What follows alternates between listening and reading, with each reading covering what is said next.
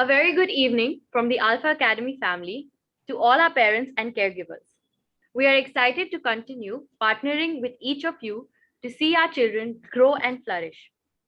Before we kickstart today's webinar, allow me to highlight a few guidelines that would enable us to have a fruitful time together. Um, Before I do that, I will just share a PPT. All right.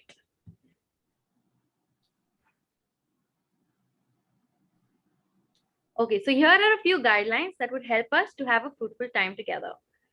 Kindly keep your device muted at all times during the webinar.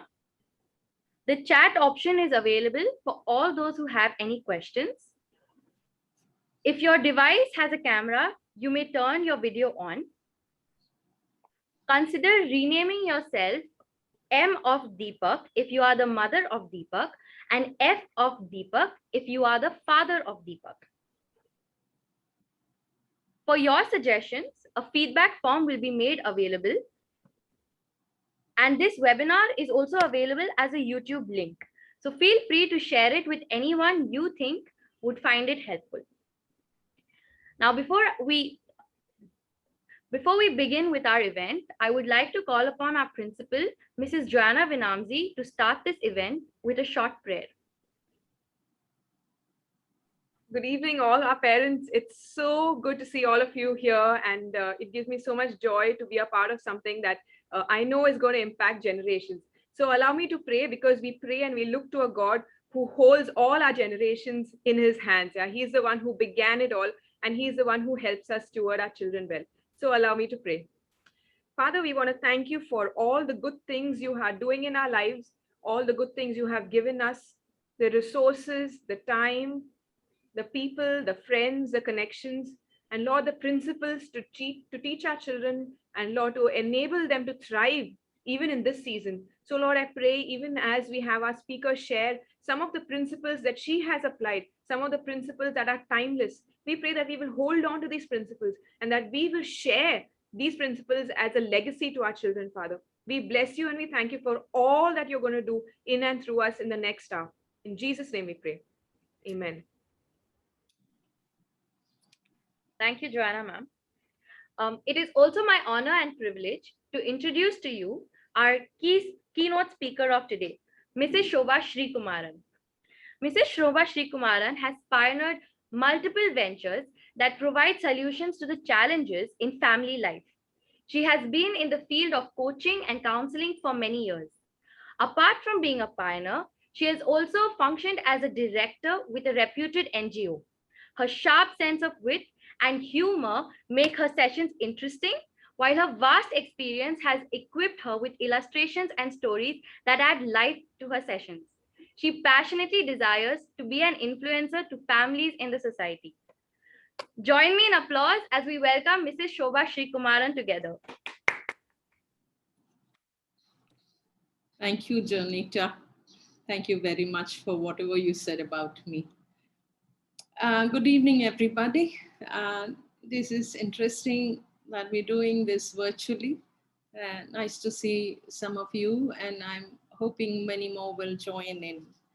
And like the title says, this evening we're looking at practical parenting. Instead of teaching you a lot of theory and do's and don'ts, let's see what works. And we'll start with small little things and let's see how far we can go.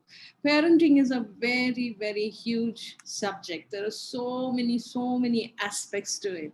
There's age appropriate parenting, parenting of a 3-year-old is different from parenting a 12-year-old, and parenting somebody in their early 20s.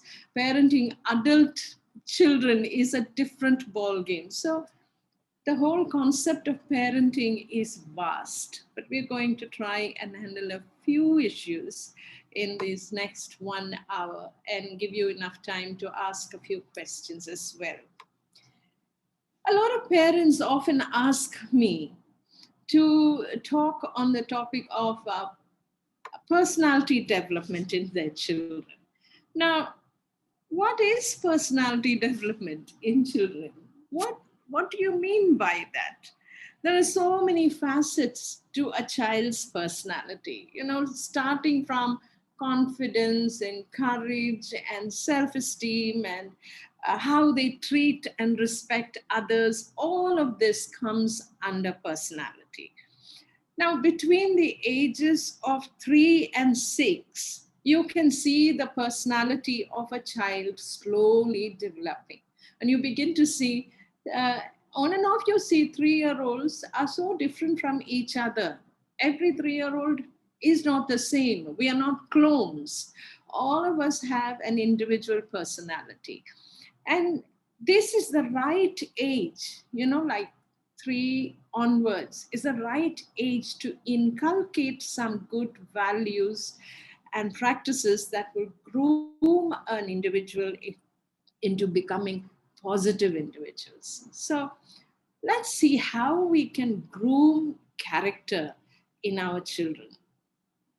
Now, I must tell you that we often, when the moment we say grooming, we're always thinking of disciplining, of training, of making everything right.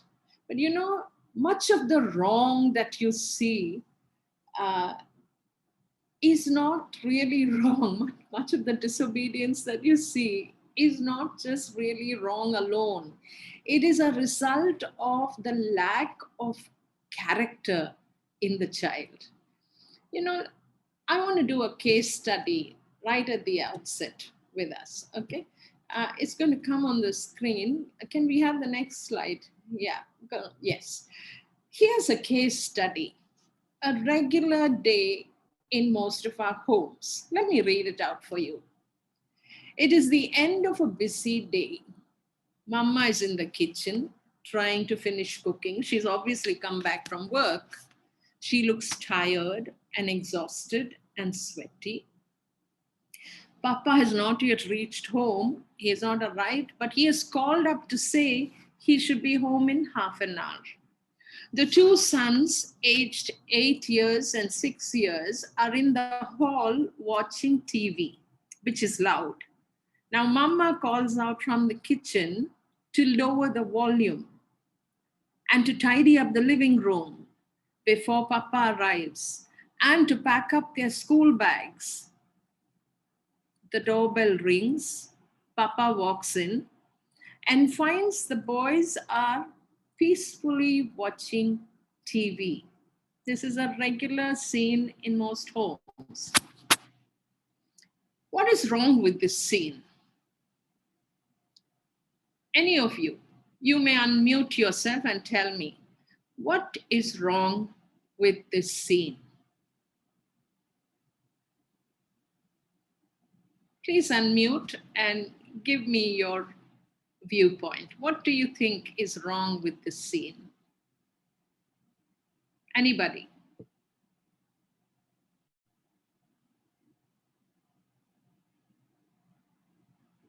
Are they able to unmute themselves, Adu? Yes, yes. Okay. Anyone? Since I can't see any of your faces, I don't know what's the reaction. This is the virtual sessions. What's wrong with this picture? Yes, Is ma'am. that by the time the father comes back, everything is calm and settled in the house. And the mother was the one who was getting everything organized in the meantime. Is that the issue? Because by the time the father comes, everything is peaceful. So he doesn't see the chaos in the house. Okay. All right. So that's a wrong thing. The father finding everything peaceful is wrong.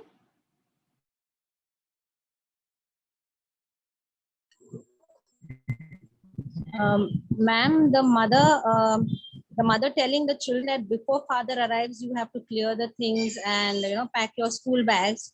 So it's like the father is the authority figure in the house, and the mother is like, he's like a policeman. Karo, nahi to police aa jayega. Churi kiya to police aa jayega. So maybe that kind of a fear, instilling the fear in the children for the father. Very true. Very true. Very true. Yeah. Anybody else? Thank you, ma'am. Thank you. That was good answer.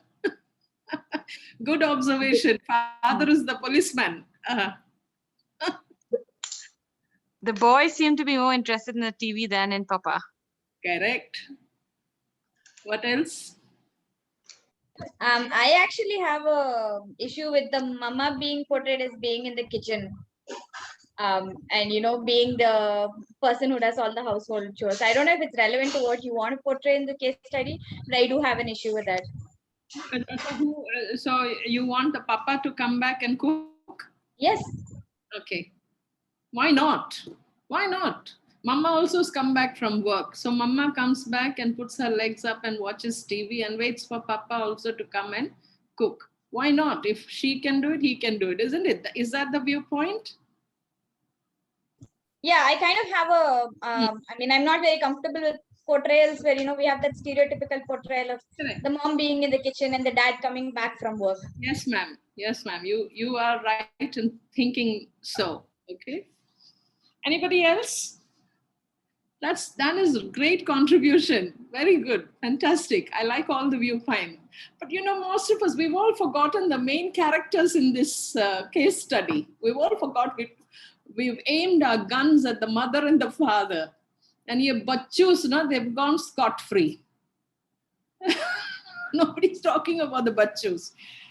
Obviously, at the outset, when we look at it, nothing seems to be wrong. But at closer examination, you see that the children actually display a major lack of character. Now you may be thinking, what character? They're only 9 and 6. They've hardly seen life. The point is, these two fellows, they just don't seem to care. There's no issue about, I'm not even harping on disobedience or rebellion. They're peacefully sitting and watching TV. But the issue here is they just don't care.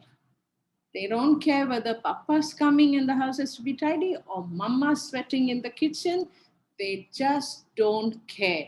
Now, I wouldn't like to have a friend who doesn't care, let alone a friend. I wouldn't want to be married to a man who doesn't care. Tell me if any of you would want to marry somebody, a man or a woman who doesn't bother to care about you. That is a very poor choice. If you say, I don't mind having a friend who doesn't care. When they don't do what is right and good and loving and kind, it exposes a lack of character. And so these kids, they're just sitting there watching TV because they're so confident that what needs to be done for them will be done, and they don't mind anything else. They don't care. So this happens because they have not been taught what it means to be mindful of other people. So much has been done for them. So much of spoon feeding has been done for these kids. They don't think the importance of tidying up the house, not because Papa is the policeman or he's just tidy up the place at the end of the day. What would be tidying up the place for a 6-year-old and a 9-year-old? Putting the cushions back, putting the shoes away, putting your school bags away, and just tidying up the place at the end of the day. How do we resolve these situations? Definitely not by yelling and scolding or even a lecture. Character development has to be an ongoing process, and it happens regularly. You've seen that movie, no? Lage raho munna bhai. Lage raho. You have to keep at it. You can't say, when on your 3rd birthday, I'd given you all the instructions and the guidelines of this household. Don't you remember that? No. It has to go on. It's an ongoing process, and we need to start it very early. It is empowering children to have a compass in their lives. A character is actually a compass which always points north, which tells them where to go. It tells them this is the right path. When they are lost, you use a compass. A character in you will help you go towards the right goal. And character, what is character? Again, it's so abstract. What is character? It's an array, it's a collection of values and principles and moral and ethical decisions that every individual takes. Now, this, you don't say you're a person of good character, you're a person of third class character when he's an adult. It starts when you're a child. It starts when you're really, really small, 3 years old. People with good character, they stand tall. They can face every wind of adversity like a really strong tree. And, parents, I must tell you that, you have to inculcate this in your child. Inculcate these values in your child. And it needs time. It may not happen overnight. Now, what is it? Every value that we bring in, it has an aspect, it has a dual aspect. Either, can we have the next slide, please? It has two purposes. When you have a value added to your child, it is either a personal responsibility or an interpersonal respect. It denotes that, okay? Like if you're inculcating habits or values of honesty, of discipline, of diligence, of wisdom, the benefit is for the person himself. Like, to be honest, the benefit is for him. Discipline, brushing your teeth every day. A 3-year-old has to be reminded every day. Mone, did you brush your teeth? Did you brush your teeth before it's time to go to bed? Did you brush your teeth? Did you finish your homework? Diligence to finish his 1 page of writing alphabets or numbers. Diligence. It's a value. It's not like, did you finish your homework? No, you're actually inculcating into the child some values. Wisdom. Small things in children. To push the glass tumbler towards the middle of the table is a wise act for a small child, because a small child now knows that if it's too much at the edge, the last week it was too much at the edge, it fell and broke. Now, he's learned from that bad lesson. So these values fall under personal responsibility. You're actually teaching, equipping the child to be responsible. As another set of values is actually interpersonal respect, loyalty, courage. Courage is not just for himself, courage to do things for somebody else. You've seen little older brothers and older sisters taking care of their smaller fellow. Himself is small, he's only 6 years old, but he is taking care of his 3-year-old or 4-year-old. That is great courage. Cross the 3-year-old is scared to go into the other room because it's dark. The 6-year-old says, I will take you. That is courage. What about kindness? When siblings fight, highlight that it's better to be kind, Monet, than to be right. Be kind. That is how you inculcate values into children. Now, how do I do that as parents? I want to tell you, if you ask me, ma'am, how did you become a trainer for parenting? From learning from my mistakes. If you think I was a perfect parent, you're wrong. I've made big blunders, big, huge blunders with my 2 boys. So it actually starts with a confession. If you want to groom your child to have good character, it starts with confession. I have to confess to whom? To the ultimate parent. Who is the ultimate parent?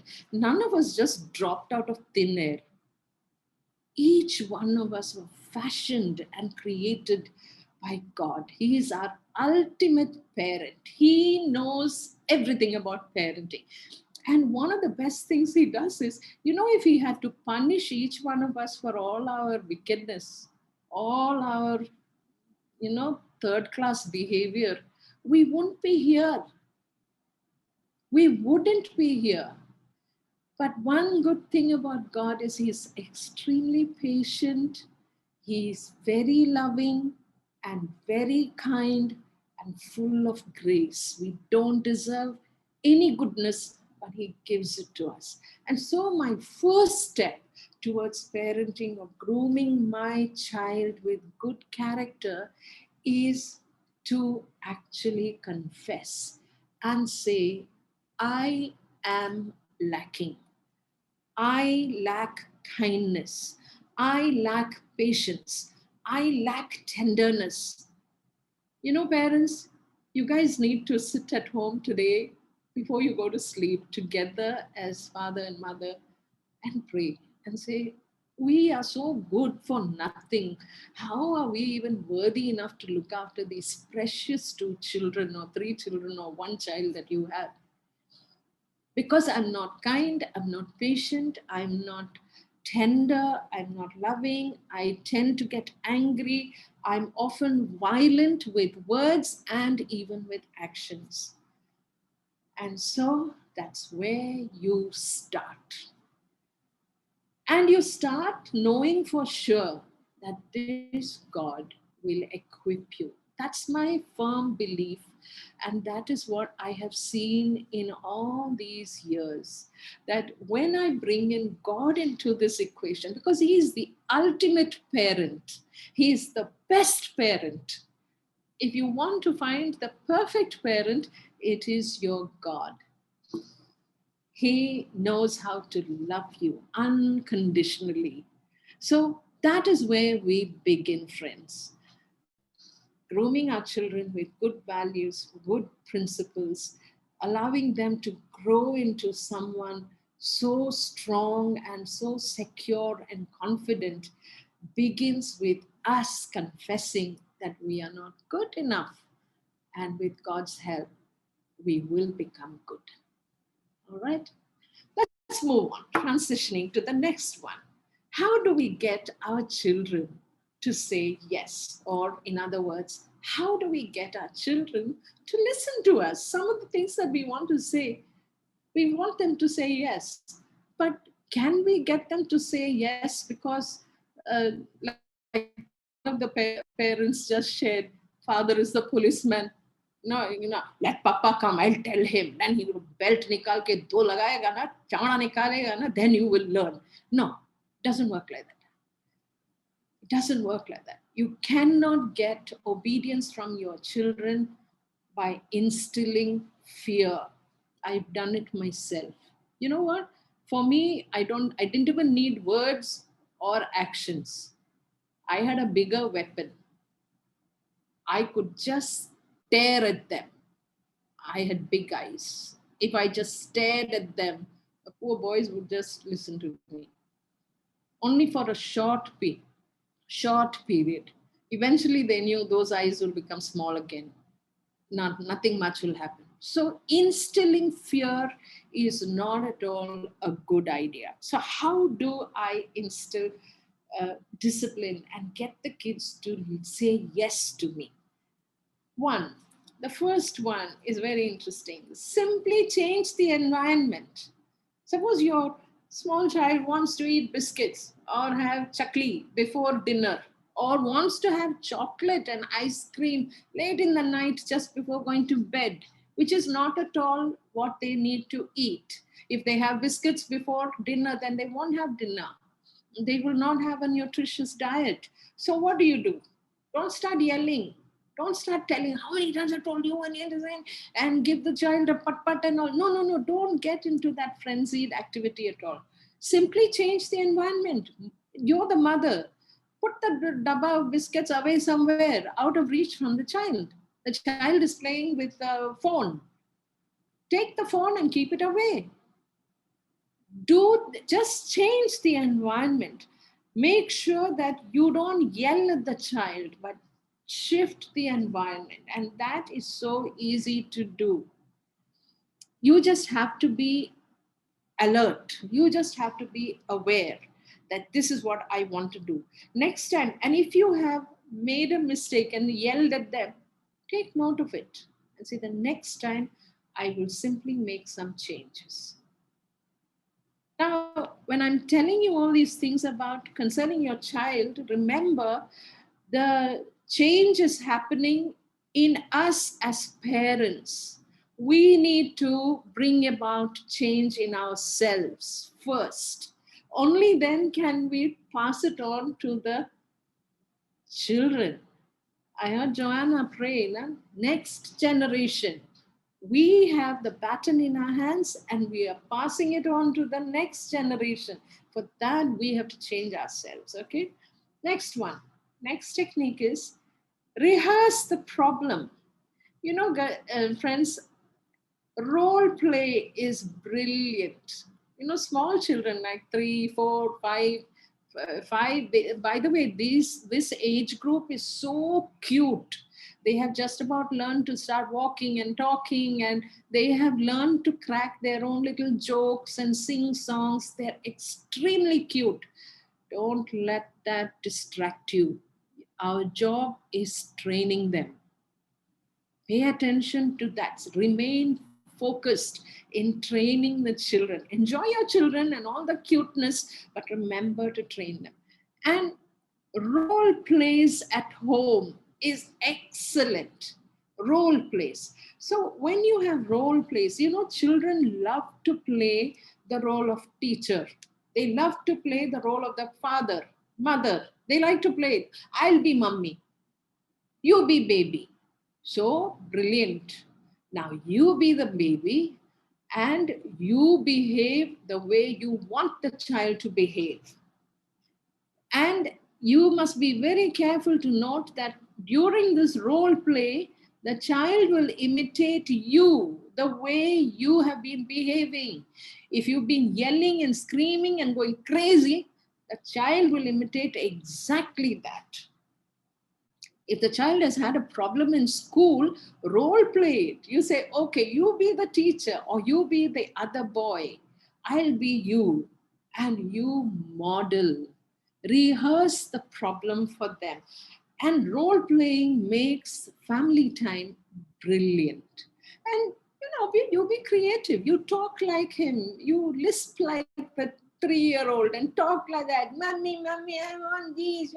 Yeah, and they have such fun in this role play time. Your night before you go to bed, that's also a nice time to role play. You have these fun activities. So every time you have a problem, strategize in your mind. Tomorrow, banda utne do. We'll do one small natak.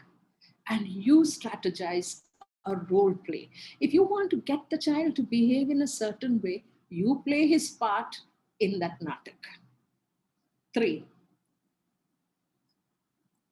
teach them to breathe easy.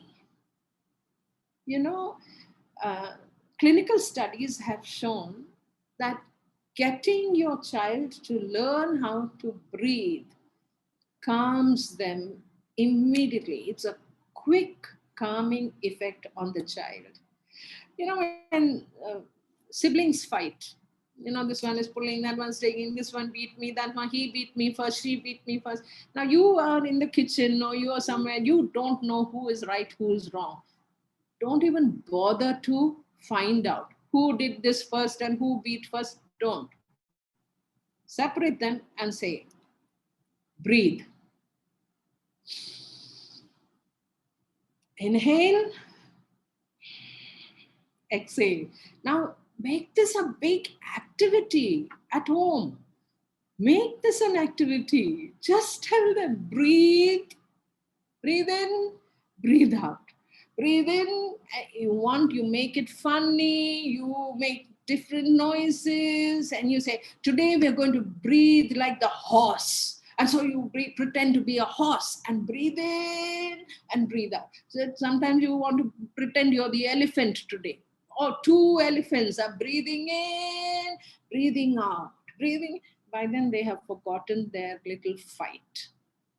So teaching them to breathe easy has a calming effect. Now, next, if you do this consistently, your smarty pants little boy will say, when you and your husband or you and your wife have an argument, they come and tell you, Papa, breathe. Mama, breathe in. So what you teach them, they will echo it back to you. Next.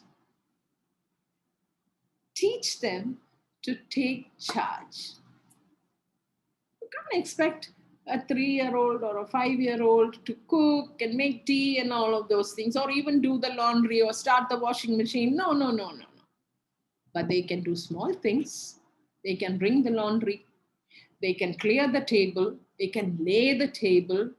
They can help put the cushions back. They can pack their bags. They can bring their lunch boxes out of their bags to the sink. Get them to be organized. There are some things that they need to do. And remind them. Tell them to take charge. Now, if they don't do it after so many reminders, like they've not brought their lunch box from their tiffin, from their school bag, don't bother to pack a lunch box next day. Just mind your own business in the morning. And when he says, "Where's my lunch?" you say, "I don't know. I didn't see your lunch box.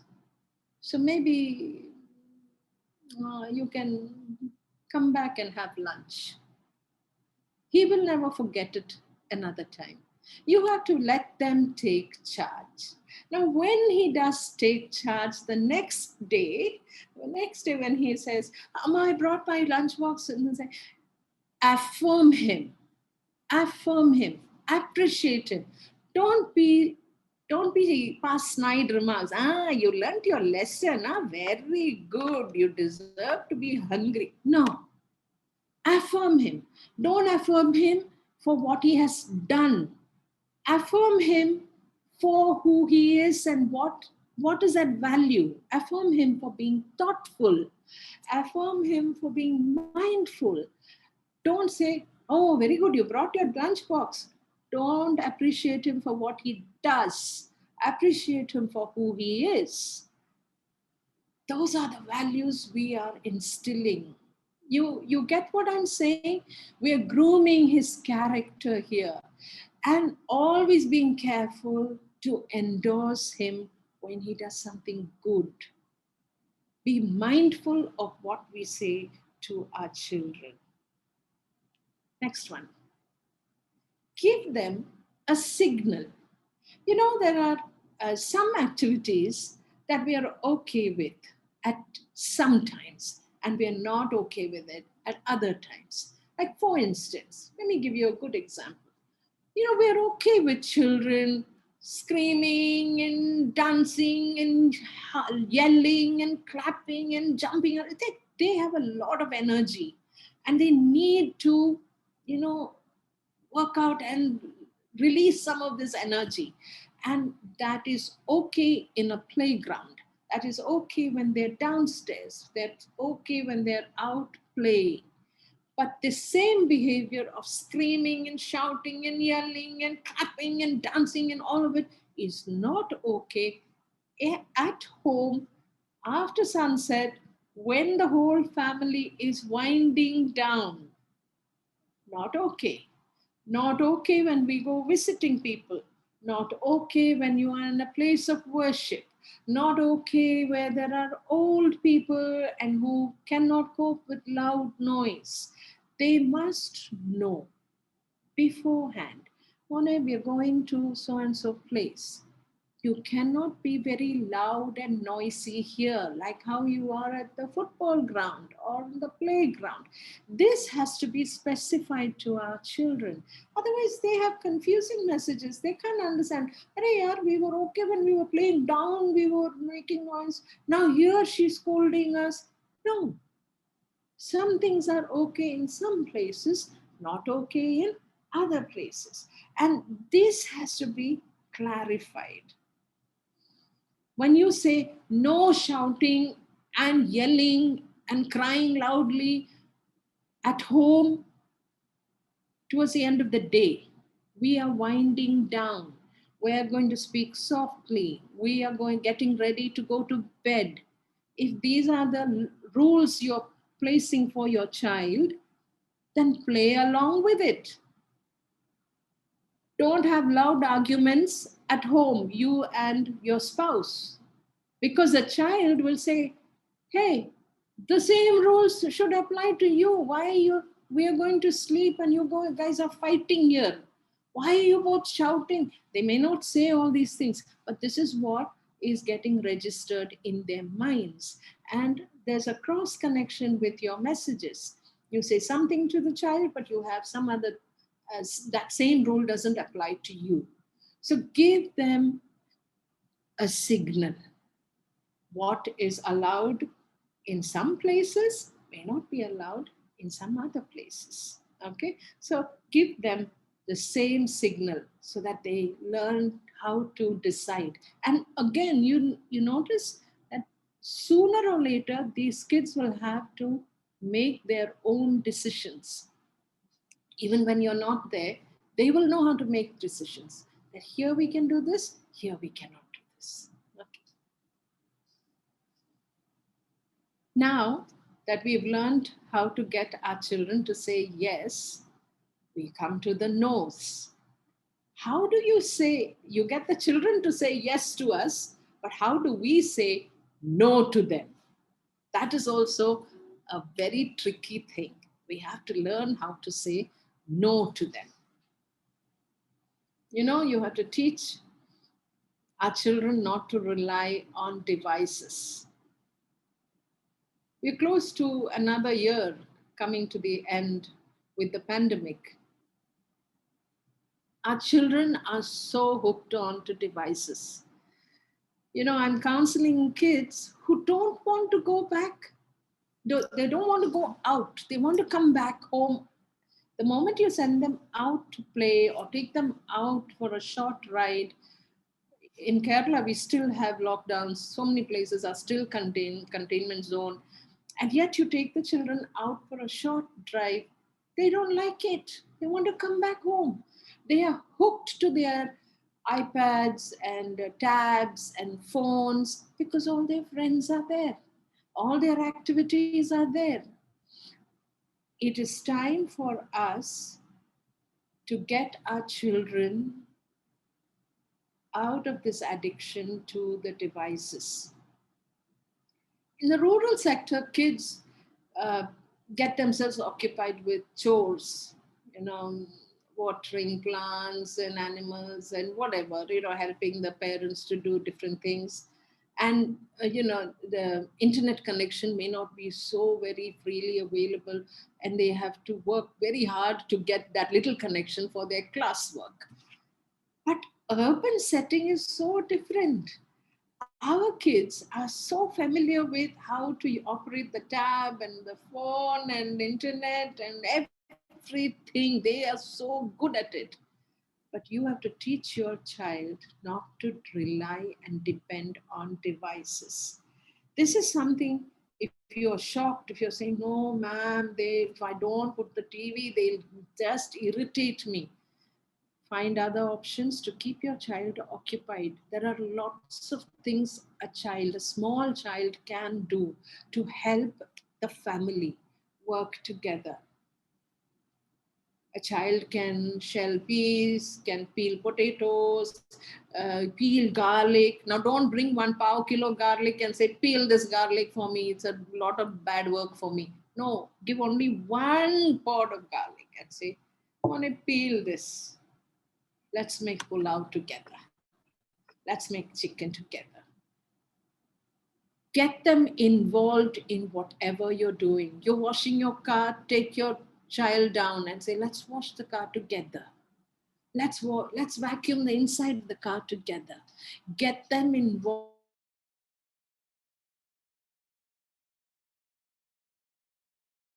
in programs together. Otherwise, keep the TV off. Keep the TV off. Get the child not dependent on devices. 2, every time you go shopping, please don't buy stuff for your children. Every time you come back from shopping, don't make sure that you buy whatever goodies for your children. Whatever we have bought is actually for the whole family. But what happens is, we feel as parents, working parents, that I'm working, I'm leaving my children and going, or I'm working from home. Most of the time, I don't have enough time to pay attention. So it's a guilt trip that we feel. And so to make up for that, I just want to buy them some good gifts. It makes you feel generous. But you know what happens to the children? They begin to feel entitled. I am the child, I need it. Why didn't you bring this? Why didn't you bring ice cream? Don't you know ice cream is over? They feel entitled, which is not at all a good way of bringing up. Now, I have a friend who travels very often, and every time he travels here, he travels to different places all over the world, and he brings a lot of gifts for his 4 children. And then he noticed that as soon as he reaches home, these 4 come running and wait for him to open his suitcase. Once they get their goodies, they're gone. They're not interested in knowing anything about his trip or his experiences, nothing. They're not interested in anything. And so he decided, no, I'm not going to buy them anything from now on. He stopped buying them gifts. Actually, he still kept shopping for them, but he never gave it to them the day he arrived. The first time he came back, he said, I didn't bring anything. Sorry. And they just sat around. He said, I didn't have time or something, and he didn't open his bag. They sat around it late into the night around the dining table, listening to stories that their father had to say about his trip. And that was good.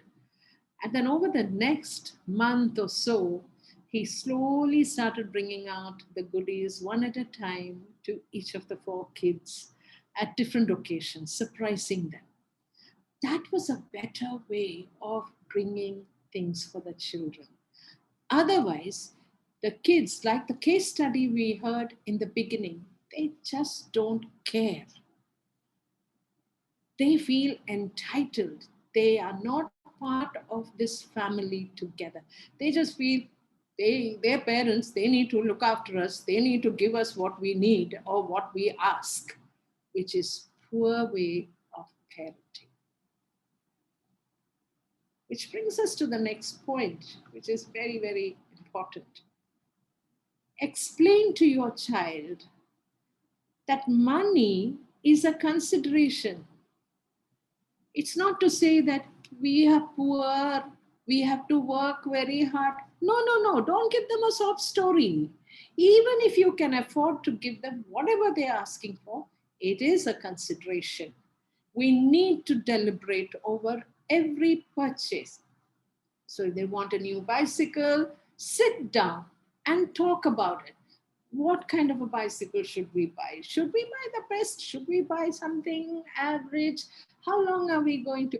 Don't think that my children are too small for such discussions. You will be very, very pleasantly surprised how smart and clever 5-year-olds, 6-year-olds, 7-year-olds can be, and how well they can discuss with you money matters.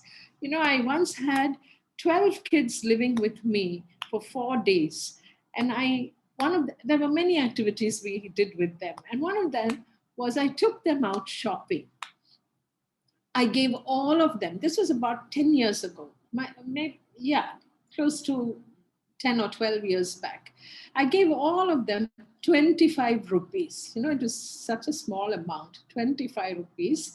Gave them a set of rules and told them that we are going to the shopping supermarket, to D-Mart. We are going to D-Mart. I put them 2 by 2. The oldest were a group of 10-year-olds and the youngest were a group of 5-year-olds. So there was one 10-year-old and one 5-year-old, 2 by 2. They were supposed to go 2 by 2. So between the two, each pair, they had 50 rupees, okay? And I told them that they can, of course, I was there supervising. There were 12 of them. And once we went in, you know, the first thing these kids did, they took a basket, big basket to buy 50 rupees ka saman. And it was so, so interesting to see each one of them pull out things and read the price tag for the first time in their life. I think they were reading the price tag and putting it back. Now, interesting thing is, we're talking about grooming and values. You know, the interesting thing is, there was one 10-year-old boy. It pains me to say that he's no more. This one 10-year-old, he had this 5-year-old little girl with him, and she wanted to buy a pencil box. But she had already spent 10 rupees to buy a ring. Okay, so the ring is already in this big basket. Now she wants a pencil box. She doesn't have enough money. And this 10-year-old tells her, I will give you my money and you can buy. So she gets she gets her pencil box and her ring, and she's crossed her 25 rupees. She's only 5 years old. She can hardly count. But here is money suddenly becoming a consideration for little children. So explain to your child money. Don't just say they're too small, they can't understand. No.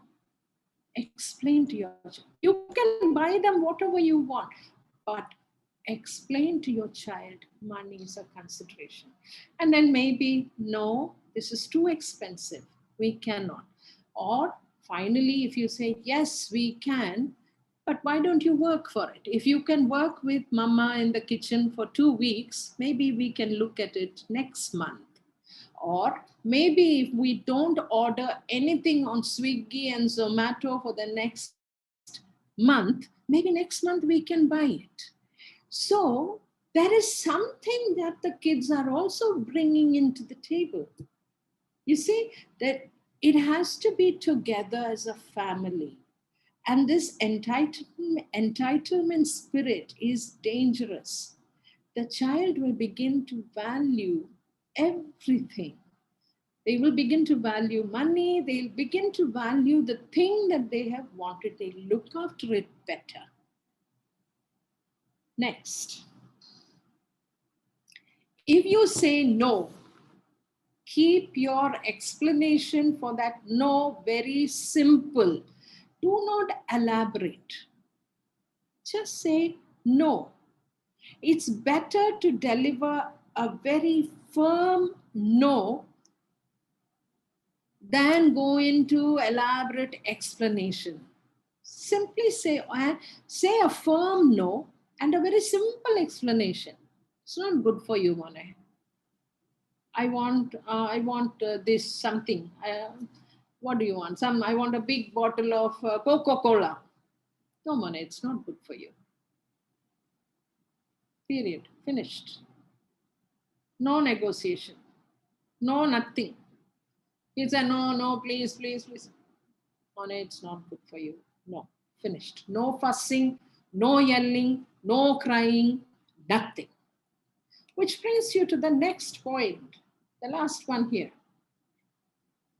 If you say no, actually that's not here in your list, but if you have said no, stick to it. Doesn't matter whether your father-in-law is at home, mother-in-law is at home, mother is at home, father is at home, neighbors are there and say, chal yaar, kyo itna bada, de dena. No, stick to it. Tell the neighbor to go home and take care of his children. Tell the father and mother, please stay away. Let me take care of my child. Take your child to the bedroom, close the door, and you can tell a story or change the environment. Remember the first point? Change the environment, but stick to your no. So the next time your child has the same situation, he'll tell the younger brother, come. He said no, he is not going to move. The older fellow has learned his lesson. Take the younger fellow and go off to the room. Stick to your no. And this is one of the ways to bring peace. Maybe you'll have to encounter some tantrum 1 or 2 times, but stay firm. If you've said no, stay firm. If you give in, I'm telling you, parents, that for 1 or 2 times, no, it's too intense. You'll say it's too much. Yeah, it's too much headache. Let me give it. If you give in, your child will have the victory. He'll know the next time I cry, I can make my papa sing like a cuckoo. Wrong. Stick to what you have said. Remember, your job is to train your child in the way he goes. Your job is to groom perfect good character in him. And the way forward is never throwing tantrums. Finally, parents, let's see what are the messages we are giving. Uh, in conclusion, I want to leave this. The PowerPoint will come back to you as PDF, so you can always refer to it. Children internalize messages received from them to them from people. Now we parents are the first people they interact with, and if you keep saying you're stupid, you're buddhu, tu motu hai, tu shana hai, tu that is what they will internalize for life. For life, I can't tell you the impact some adults have based on what has been given to them as messages when they were little children. They will internalize. A child must feel safe and valued and much accepted at home. So watch what you say. Point two, use only positives. Even if you want to say something, even if you want to correct them, use I messages. You say, I'm angry with you, Monet. Please, I want you to tidy up your room. Don't say, you're such a dirty pig. Look at your room. Go and clean it up. No. You say, I want you to clean up the room. I use put the blame on yourself. I'm angry. You can say, I am tired now. Can you speak softly? Can you lower the volume, please? I am tired. Don't say, you're giving me a headache. You fellows are giving me a headache. No, they're not giving you a headache. No, that's not the way to talk to your child. Parents, change the way. Don't say you are ungrateful, you're complaining, you're useless. Don't say that to your children. Don't say that to your children. I have done that. And I'm very sorry for having done that. I have done this, saying, you're giving me a headache. You fellows are giving me a headache. I've done that. I wish I had not done that. Let's not speak negatives. They are not the ones who are giving you a headache. I'm having a headache. So program yourself to speak positively to your children. Sometimes, it's good to look at them directly, eye to eye. Get them, pick them up. Small children, pick them up, put them on your lap and look them in the eye and say, Honey, you are so good. You are such a special child. What happened to you today? What happened? Did somebody trouble you? You're my baby. I don't remember my baby being like this. The moment you affirm them and say, you are mine, suddenly there's a sense of belonging. I don't want to behave like faltu. I don't want to behave like jungly. You say, you're my baby. What happened? And remember that breathe easy. Say, let's breathe together. Let's breathe. Both of us breathe together. Shall we? Something's troubling you. What is troubling you, Monet? Get them. This always works better than yelling and screaming. Yelling and screaming, they are actually, if we could kind of animate the brain of a child, they are kind of making a message. This lady has gone crazy in my, she's got to, we better move away, she's dangerous. That is not what we want our children to internalize. Please, let's be ones who will pass on positive messages, reinforce good behavior. Every time, smallest good behavior, magnify it, amplify it, say that I'm so happy. When the papa comes home, say, you know what? today this fellow, he made the best lemon juice, best one. Magnify whatever good things that the child does. Today I was so tired. Yeah, if you have a 4-year-old and then you have an infant, tell the 4-year-old every time mama feeds baby, make sure you get me a glass of water. Okay, Monet? And he brings it once or twice, and then maybe the 50th time he does it without anybody telling him. On his own, he said, wow, what a helpful child. You're so good. This one is so lucky to have an elder brother like you. You know what? This child will grow up with such confidence because he's been constantly affirmed for every good thing he's done, reinforce every good thing that he's done. But we are just the opposite. I mean, it's in us. We like to make fun of our children in front of visitors and our relatives. Don't do that. Don't do that. Introduce values constantly, continuously, from morning till evening when you are taking care of your, introduce new values. Finally, you know what? Don't be overprotective about your children.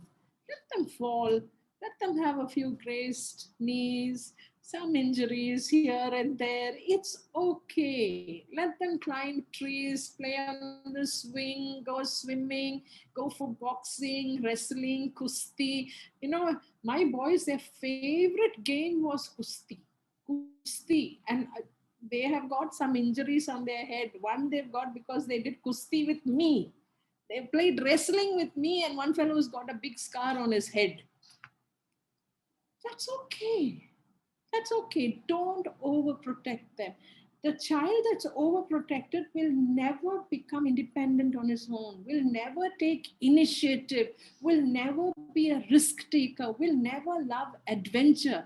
These are things that he has to be introduced to from the time he's a child so that he grows up to become a really daring, kind, courageous, brave, and smart kid, one who's groomed, one whose character shines, one whose character will shine even during dark days, even during times of crisis.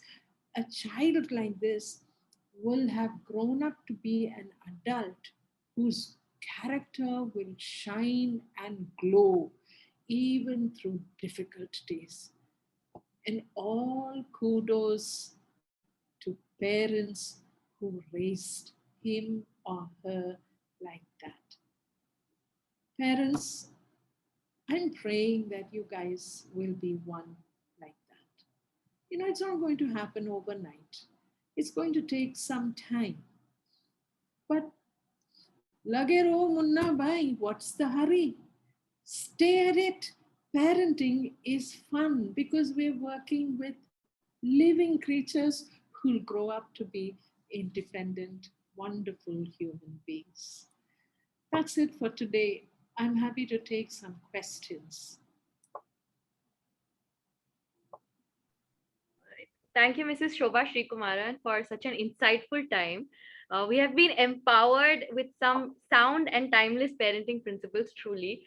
So thank you for your time. Parents, we are sure that y'all would have, a number of questions and case studies of your own that y'all would like to share and ask from. So over the next few minutes, we'll be opening the floor for questions. Feel free to type out your questions in the chat box, and I, your host, Junita, will relay your questions to Mrs. Shobha Sreekumaran for her thoughts on it. So use the chat box, type in your questions, and I will read them out so that she can answer.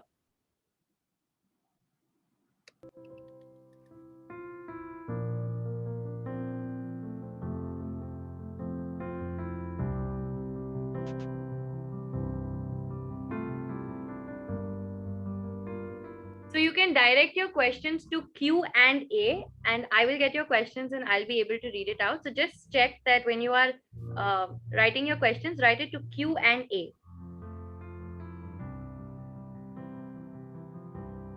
Okay, so the first question is, What if my child doesn't listen to me after explaining to them the boundaries?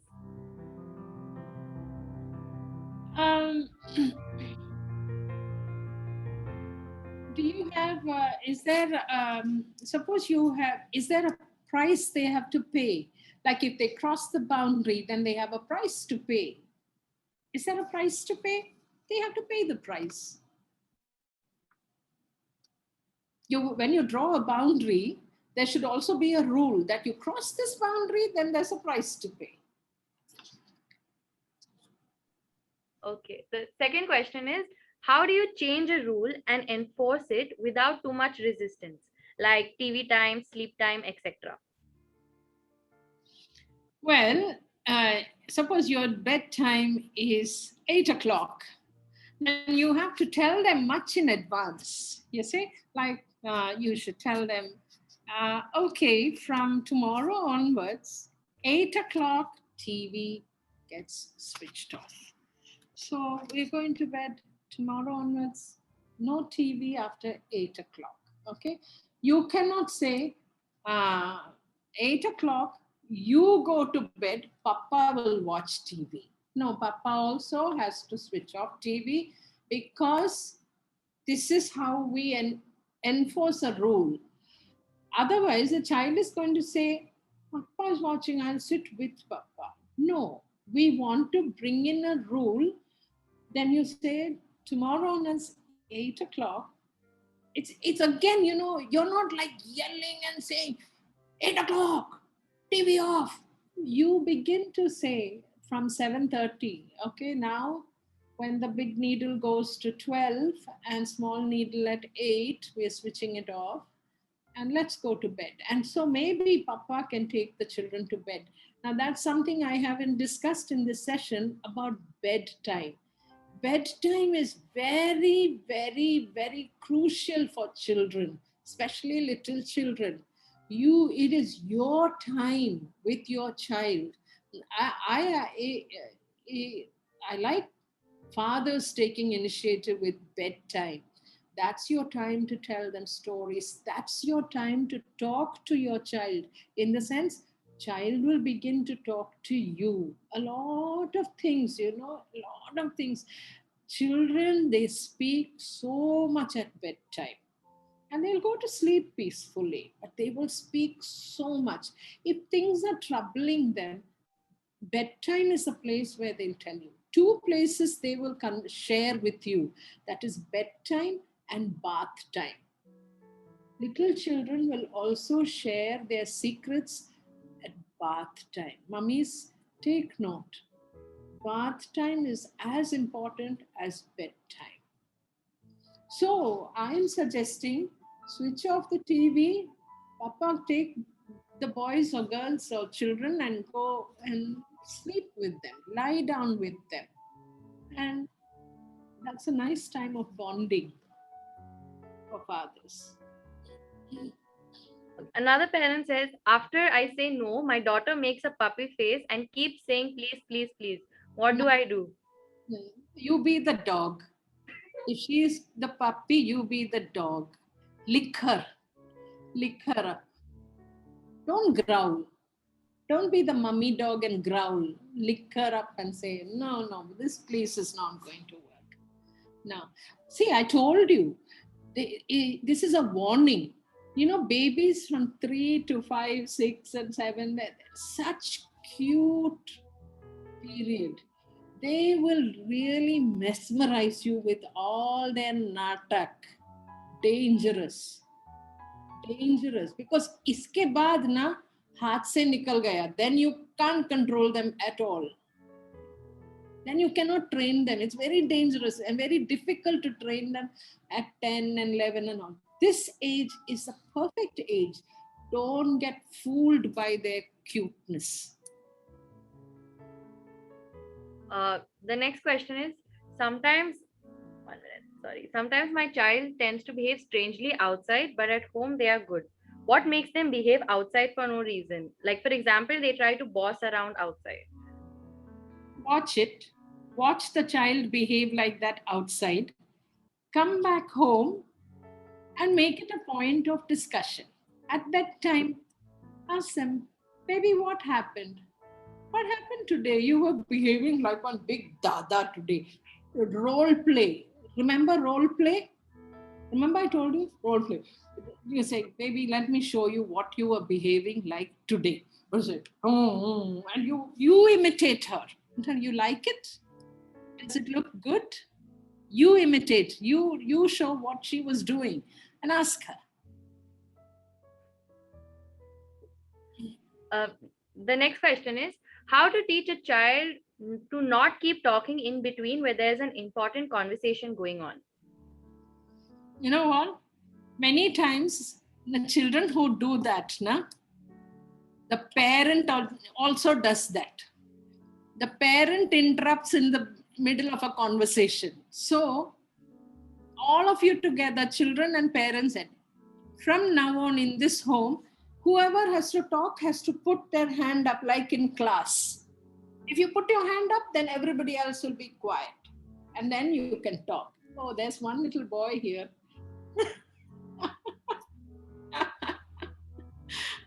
Put your hand up, then you can talk. And if she interrupts, then you ask her, did you put your hand up? If you have not put your hand up, no chance for you to talk. We are talking. If you put your hand up, yes, son, what do you want to say? He's put his hand up. What does he want to say? Let him say something.